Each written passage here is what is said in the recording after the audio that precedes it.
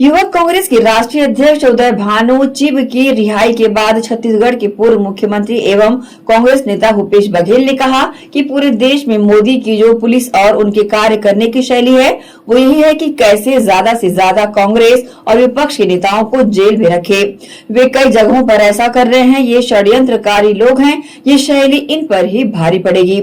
Israel Iran संघर्ष पर उन्होंने कहा कि राष्ट्रीय नीति क्या होगी ये सरकार को स्पष्ट करना चाहिए। ऐसे समय में कोई इस प्रकार से स्थिति बनती है तो देश को एकजुट होकर सरकार के साथ होना चाहिए, लेकिन सवाल यह है कि शांति स्थापित हो और चर्चा हो। जिस प्रकार से शक्तिशाली देश कमजोर देशों पर कब्जा करके उनके प्रांतिक संसाधनों को दोहन कर रहे हैं, उसके खिलाफ आवाज बुलंद करनी होगी। देखिए, पूरे देश में जो मोदी की जो पुलिस है और उसको कार्य करने की जो शैली है वो यही है कि कैसे ज्यादा से ज्यादा कांग्रेस या विपक्ष के नेताओं को यदि एक बार कहीं गिरफ्तारी हुई तो ज्यादा से ज्यादा दिन जेल में कैसे रखें, कस्टडी में कैसे रखें, ये उनके मास्टरी हो गई है।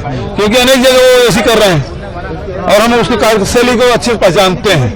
तो ये 6 तारीख तक रोके हैं, फिर और कोई केस बना के किसी में और डालने की कोशिश करेंगे। ये षड्यंत्र, ये बेसिकली षड्यंत्रकारी लोग हैं, चाहे आरएसएस की, चाहे बीजेपी का हो, चाहे मोदी और साथ का हो। ये इनके काम करने की शैली है, लेकिन ये शैली इन पर ही भारी पड़ेगा। देखिए, राष्ट्रीय नीति क्या होगा ये देश सरकार को स्पष्ट करना चाहिए, क्योंकि ऐसे समय में जब कोई इस प्रकार से स्थिति बनती है तो देश को एकजुट होकर सरकार के साथ होना चाहिए।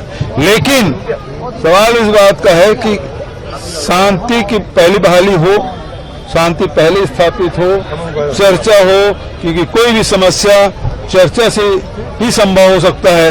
लेकिन जिस प्रकार से दुनिया में जो शक्तिशाली देश हैं वो कमजोर देशों को कब्जा करके उसके प्राकृतिक संसाधन को दोहन करने का जो षड्यंत्र, कब्जा करने का जो षड्यंत्र चल रहा है, उसके खिलाफ तो आवाज बुलंद करनी होगी।